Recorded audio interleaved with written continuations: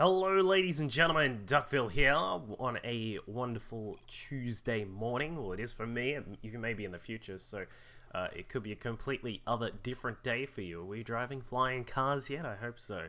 We're going to be on Belshir Vestige for our matchup here today. It is a little bit of an internal team practice match between these two players. They are both from Clarity Gaming Academy, and starting down at the bottom right-hand side is our pink Terran player.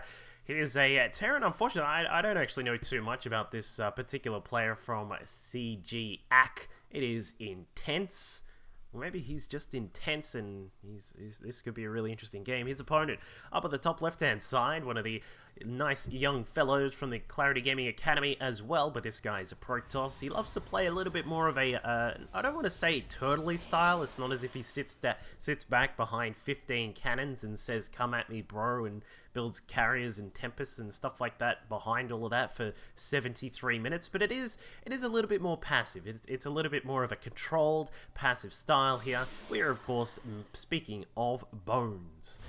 Now, both these players are GM level on the NA ladder, or at least last I checked, they're both or at least capable of it. I'm pretty sure they both, I know for sure that Bones is. I presume that Intense is. It was on the load screen at GM level. I gotta say, I really do like that that small change of showing people's ranks on the load screen. I really like it. I think it's perhaps more useful for me in casting, just so I don't have to check people's accounts and things like that to get a little bit of history of them. But it does help out a little bit. Because, you know, I do like to do a little bit of research on players when I'm casting, just to make sure, you know, I know what I'm dealing with and some of the backgrounds of the players and this kind of stuff. Unfortunately, obviously with Intense, I've kind of failed that quite horribly, but my apologies for that. While we're waiting for the guys to ramp up this game, as we can see here, it is going to be a Reaper from Intense, so he's going to scan out what Bones is up to.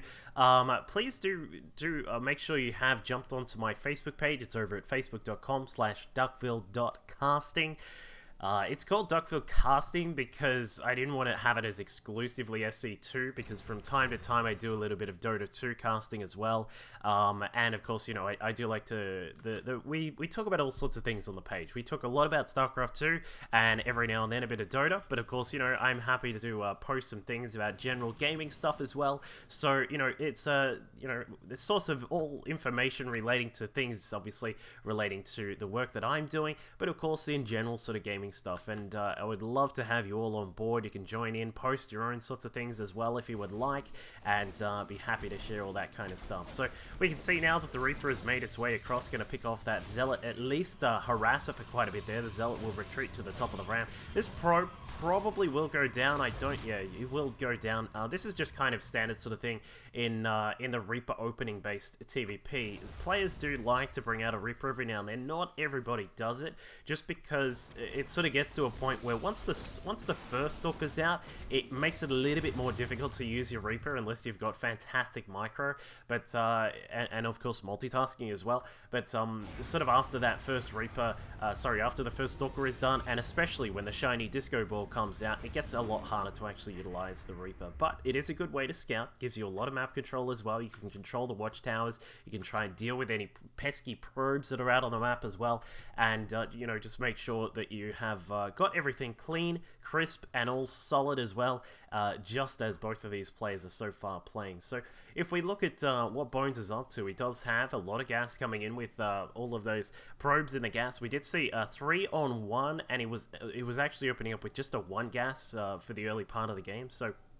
it is just a slightly different style there. Not as if it's bad or anything like that, but it is just a slightly different method of opening up here for Bones. So he is going to open us up with a 1-gate expand, moving into a Robo to make sure that he does have some detection and possible immortal options if need be, if he has to deal with any you know, sort of harassment kind of stuff that comes out from the Terran player.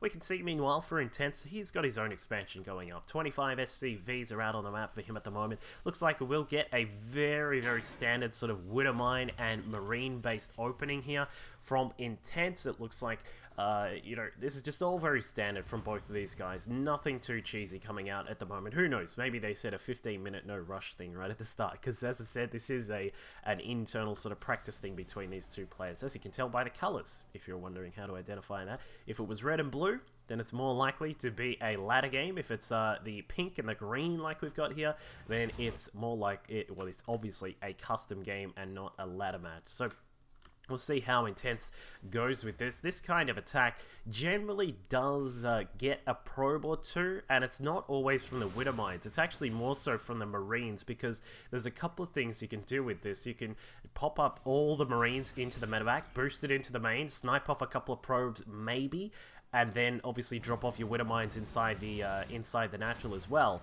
But a lot of players, what this also does, it's a very sort of small byproduct of this kind of push, is that it forces the Protoss to use a Nexus cannon over here on the natural or on the main, and just even forcing that out is really, really good, because yeah, there you go.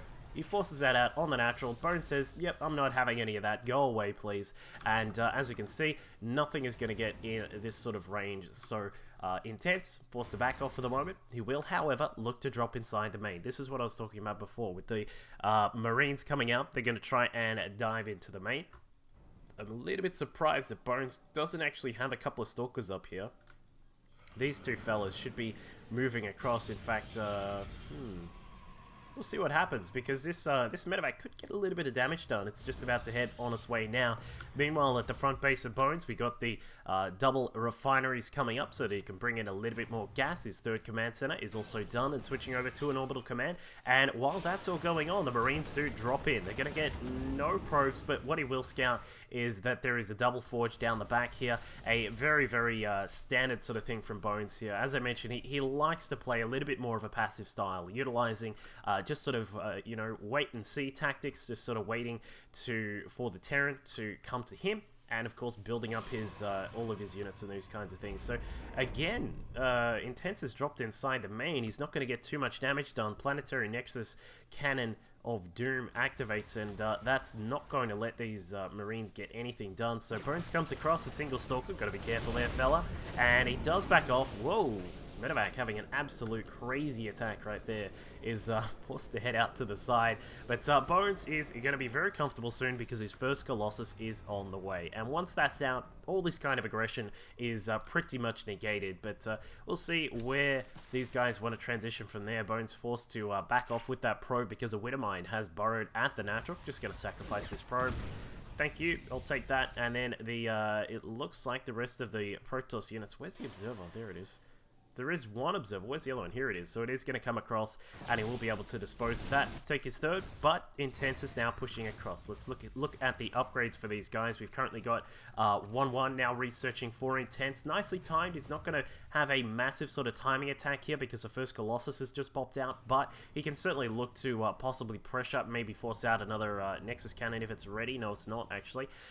So he's just sort of forced to back off for the moment, and I think both these players are going to be very content to sit here on a 3-base economy. A drop inside the main base is going to get a little bit of damage done. Might pick off the cannon. There is a probe that is still stranded out here in the assimilator. This guy is working hard. Give him a raise, because he is sticking around despite all those Marines there. Intense forced to back off, keeps a couple of those Marines alive. Meanwhile, over at the third, a Reaper has made its way inside. There is going to be a single cannon here, but this is not going to work too well for Bones. He's forced to cancel, and Intense takes a nice position in this game right now. Up to 64 SCVs. His economy is looking nice and tight there, and with that extra gas coming in, that's going to allow him to throw down a couple of extra racks if need be, so that he can start getting the ghosts coming in, because I would assume very soon we're going to see a Ghost Academy, just to make sure that he's prepared for the possibility of a Templar switch from Bones. This is something which a lot of players like to invest in 1, 2, maybe 3 Colossus, and then switch over to the Templar tech. And, you know, I think as a Terran player, if you're prepared for that, with the Ghost Academy already done, it can allow you a really, really strong position in the game, just because you'll be ready to go with some EMPs and that kind of thing that really make the Terran player strong throughout the throughout a sort of a latter part of the mid-game there, where they're able to get some good EMPs down, and they're able to disable the Templar. You can even, heck, you can even throw down an EMP and really take off a lot of health on those Colossi as well. So we do see the back at home. We've got the #1 starport already done, building up a couple of Vikings here for Intense. He's got a second starport now coming up. Always good to see a second starport for Terran players. It allows you to get some medevacs out and Vikings at the same time, which are all also important. So Intense is just going to have a nice economy here. He's got 3 bases, 2-2 on the way. There's that Ghost Academy I mentioned, and he's going to prepare for a little attack here. In fact, this is going to make its way inside the natural. Bones caught out of position. A Colossus coming to the side. Probes will try and attack. It looks like the Nexus is gone though. No way to save that Nexus. And Intense picks up and says, "Peace, I am out of here." As Bones is just majorly caught out of position here. So he's having to deal with multiple attacks here. Intense doing a wonderful job. I'd say his micro is up at 250 or so. Yeah, well, actually closer to 200, but we can see his average is around about 250. Bones up at around about the same sort of position as well. Both these players just microing back and forth with as much as they can. And, well, for Bones, I'm a little bit worried right now. We don't have the 3-3 starting. This is partly because his gas income was a little bit limited here, and he does need to get more Colossi coming in. There it is. There's the 3-3. Just adding that in now. And with a bit of Chrono Boost, he should be able to get that up and running very, very soon. Of course, he is going to be ahead of the Terran. Unfortunately for Terran players, no Chrono Boost available. That technology is not available to you guys just yet. Could you imagine a CC with Chrono Boost, like Chrono Boosting out Stim or I don't know, like tanks or something like that? It'd be hilarious.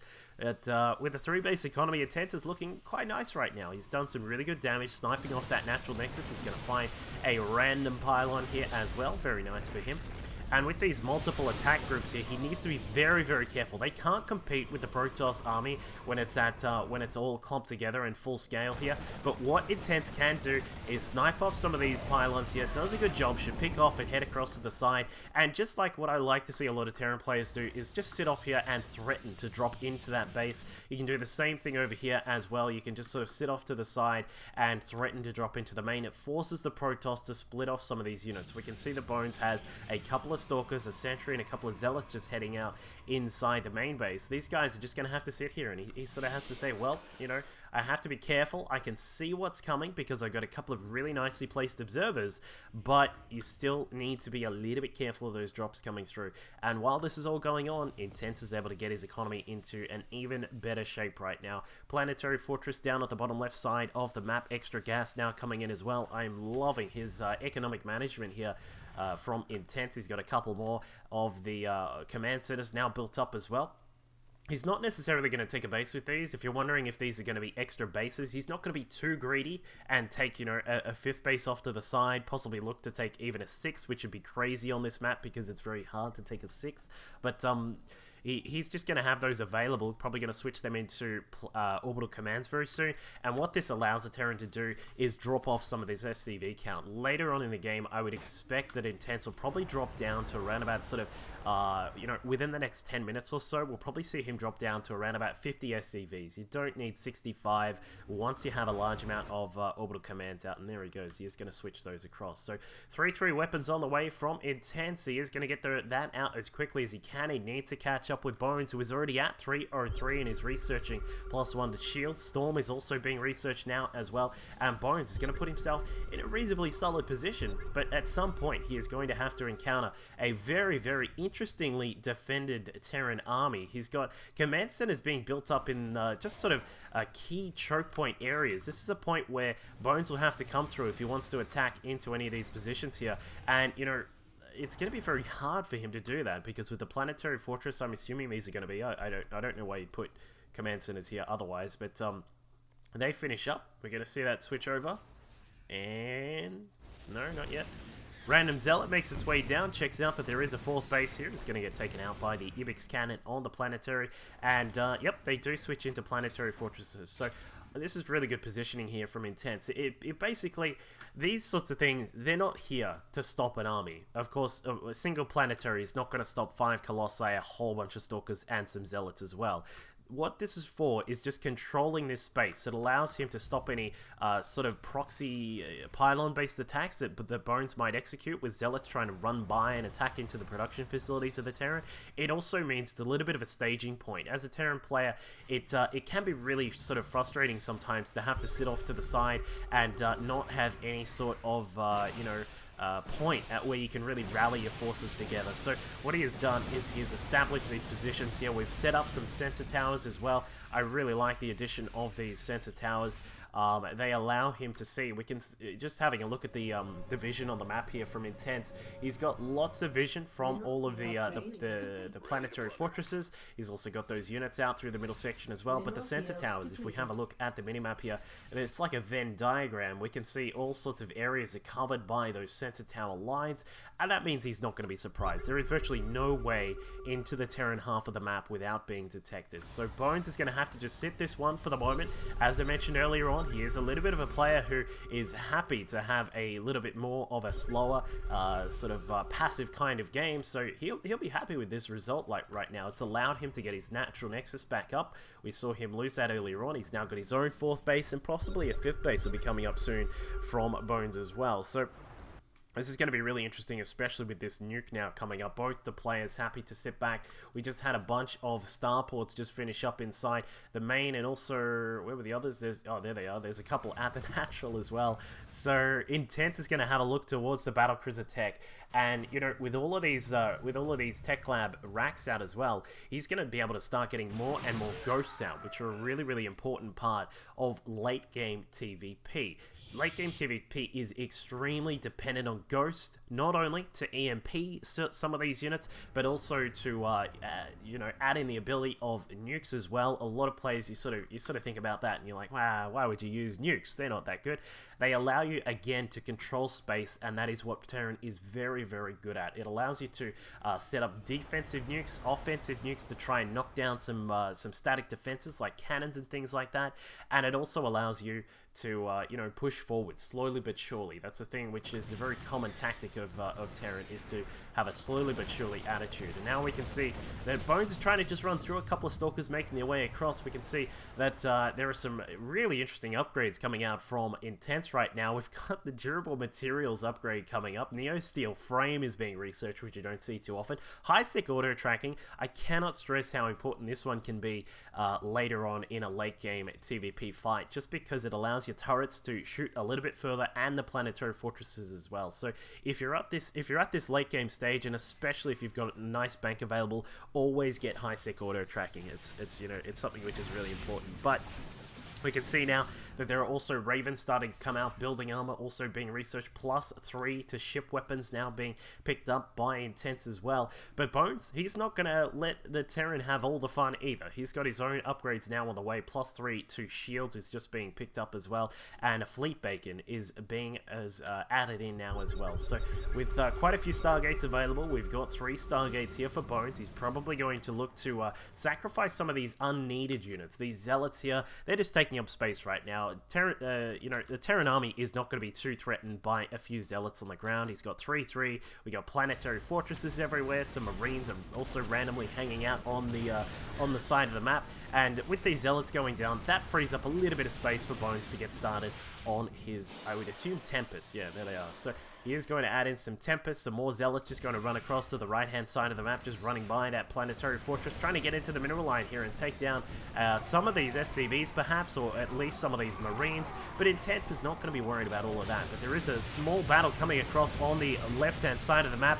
stemming in with some of those Marauders. It's Intense also getting rid of some of his unneeded supply as well. This is a point where Marauders aren't that useful. The Marauders are going to get burnt up by the Colossi, they're going to get storms all over them, and the thing that Marauders are good for is just smashing down buildings. We just saw that before. They took down a Nexus across on the left-hand side, and they were easily able to deal with that. So Bones is going to start getting rid of some more of these units as well, and 6 battlecruisers have now started for Intense. So he's going to be adding in the big boys in the sky. The battlecruisers here, they do wonderful DPS against ground and air targets. They are also extremely tanky, and that allows the Terran army to add quite a lot of beefiness to its main army. So we can see that Intense is now going to start switching things over. We've got 11 ghosts out on the map. They've got their cloak, they've got their Mobius reactor as well.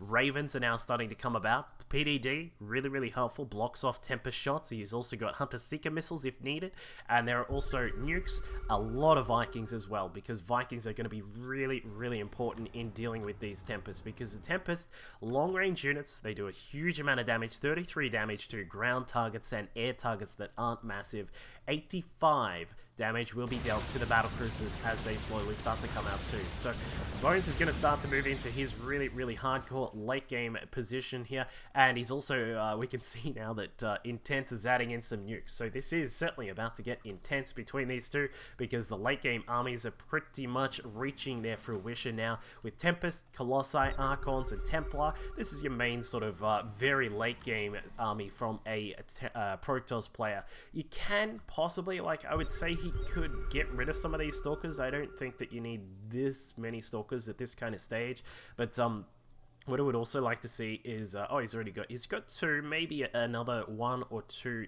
observers would be really helpful. But as we can see, it looks as if Intense is getting ready to launch a couple of nukes. There goes number 1, number 2, number 3, and 4 all on the way. And this is going to be a pretty intense drop down here at the attempted 5th base of Bones. He's going to have nukes all up in here. Some SCVs being sacrificed, checking out exactly what's going on and realizing that they get a nuke in the face. The Nexus doesn't take too much damage, but the static defense of the cannons, even in a simulator, is nice to get here, because gas can be very important for a Protoss player at this stage of the game. So Intense has started to really ramp up the action here. Finally, these guys are going to have a little bit of a battle, but nice positioning of the Vikings here, and it looks as if they want to fight, or at least Bones was looking to fight. The Tempest coming across, laying down a couple of big shots there, but they do get eaten up by the point defense drones. And with a few storms, some feedbacks there from Bones, it looks like the Ghosts come across, lay down a huge amount of EMPs there. The Tempests are really low on their shields, or at least some of them are, and that is not too good for the Protoss army. We've got the Vikings now approaching, so many Vikings here. 20 Vikings, it was up even higher than that before, and now Bones is going to have to sit to the back to try and keep those Tempests alive. The Templar on the ground are doing a good job of trying to burn down some of the Ghosts, and it looks as if Bones should win this in the end, I think. Yeah, the resupply of the Stalkers is going to win this battle for him, but he has lost a lot of his Tempest. In fact, should lose all of the Tempest in the end here, I think, or maybe 2 will survive on very low health. So yeah, barely holding that fight is Bones, but he now has a little bit of a counter-attack potential here. Stalkers, a couple of Colossi have somehow survived the fight. They will be able to long-range down these planetary fortresses. We see them go to work on planetary fortress there, but not really pushing too much further than that. So Bones is he's in an interesting position here, because when you get to this stage as a Protoss player and you have to remax like that really quickly with Tempest and even Colossus and things like that, it takes a very long time. So it can be a little bit troublesome sometimes, and what you will sometimes see is that Protoss players will like to try and use these Stalkers to try and buy themselves some time, because you have to look at it and you say, alright, well, I have to wait 60 in-game seconds for a Tempest to build. I have to wait, where are the Colossi? I can't remember how much it is for Colossi. I think there's 60 as well. So what are you going to do with all this time that you have to wait? Well, what you can do is blink around, try and come to the back and attack into some of these assimilators here, pick off some of those SCVs, and that can give you, a little bit of time to get some more of those units out. But the Terran player at this point is in a very similar sort of position. A Terran needs to get out Ghosts, which do take a little bit of time. He also needs to get out some more battle cruisers and some Vikings and things like that, which all do take a little bit of time. So this is a point of the game in which the Terran player is in a very sort of similar production phase as the Protoss here. But Intense somehow has all of these Marines alive from the start of the game. These guys have been doing a wonderful job bouncing back and forth between the various bases to kill off these Blink Stalkers that are doing their own little run-bys. But Bones has been able to get his Tempest back up. We've now got a total of 8 Tempests out of the map. There are 10 Templar and 4 Colossi, along with the 13 Stalkers. So things are, back into a normal sort of position here for Bones. His opponent, meanwhile, has had a little bit of trouble, because Intense is, this is one of the unfortunate side effects of being a Terran, is that your mules will mine you out faster than you would expect. We can see now that Intense has his 3rd base mining away quite nicely, but the 4th across to the left side, starting to get a little bit dry. A couple of the patches are not too bad, but the mules are just chipping away at all the minerals on this side of the map so incredibly quickly, and this is a part where things like the ravens are extremely important, because when you start to run out of minerals, you can't produce as much. What do you have to rely on? Energy. This is the big part of late game in any matchup, whether it be ZVZ, PvT, or even ZVP. It can be, well, I suppose not for Zerg because they've got the Swarm host, but it can be really reliant on energy here at this late game stage, especially for a Terran. You have to be so incredibly efficient with all of your units. You don't want to lose the units, but if you start to get a nice count of Ravens up, you can throw down point defense drones. Hunter-Seeker missiles cost no minerals, which means that you can use them over and over and over again as long as the Ravens stay alive. The battle cruisers also have their Yamato cannon, which can be really helpful as well, and it just sort of gets to this stage for a Terran where the Protoss is still going to be mining quite nicely. We've got Bones sitting at around about 1,500 minerals coming in at per minute here.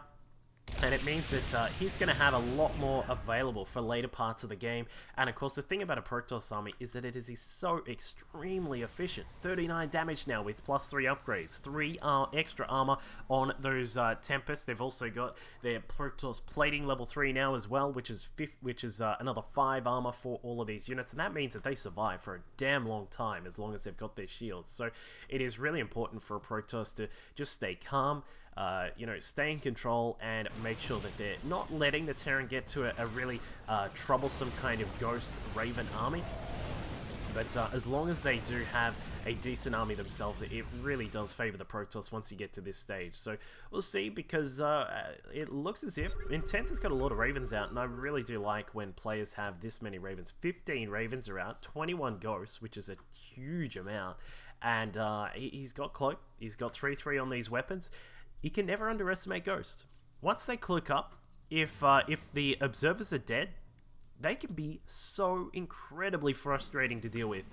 While they don't do a huge amount of damage like a Tempest or something like that, they do 13 damage per shot. It's every 1.5 seconds, which is a little bit slow, but they do eventually, once you have 22 of them, they start racking up kills very quickly, despite their minute stature on the map, especially when compared with things like the Golden Armada of the Tempest and the things like the Colossi and the Void Rays and other things that can come out from Protoss. So it's going to be a really interesting fight here when these guys actually decide to engage. We've got lots more Vikings now coming out for Intense. He's up to a total of 26. Meanwhile, for Bones, as we can see, 12 Tempest, 10 Templar with some Storms available, Archons and 4 Colossi as well. So he's sitting in a very, very comfortable spot right here. I kind of like... This is where Bones' style of playing a little bit more of a passive game really comes into fruition, just because, he's got a decent economy. We can see that our Terran player is starting to mine out.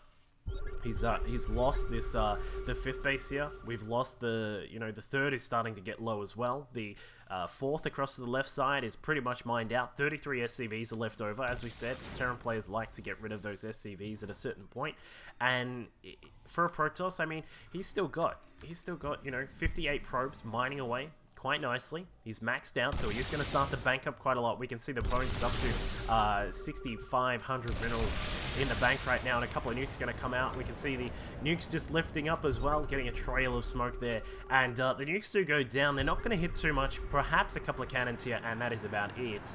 But that is, he's just trying to force Bones back for the moment. Just trying to say, you can't come up here. Just, wait a second. We get a couple more launches now just coming out. I'm completely missing every single one of those. But the Ghosts do get a couple of feedbacks on them. Really unfortunate for those guys. But the nukes will land, clear out these cannons. This allows Intense to possibly move up to this position here and try and position his forces. One thing which I'm a little bit worried about that Intense has done here is he has laid down a lot of point defense drones, and some of the Ravens are already very low on energy, and that could cost him quite a bit in the upcoming battles. So this potential battle that's coming up, of course, it does depend on point defense drones. If you can lock out the Tempest, if they are not doing anything to the Terran army, that can really help out, especially if you've got your Vikings in position and you can slowly make your way up. Yeah, we can see that he is starting to make his way across, and a few more nukes will go down here just on this 4th base. It looks as if a Templar is going to come across to try and feed back some of those Ghosts. Gets one. Does he get another? No. But the 2 nukes will land, and that is going to cause a huge huge amount of damage there. Takes out, and it's... What?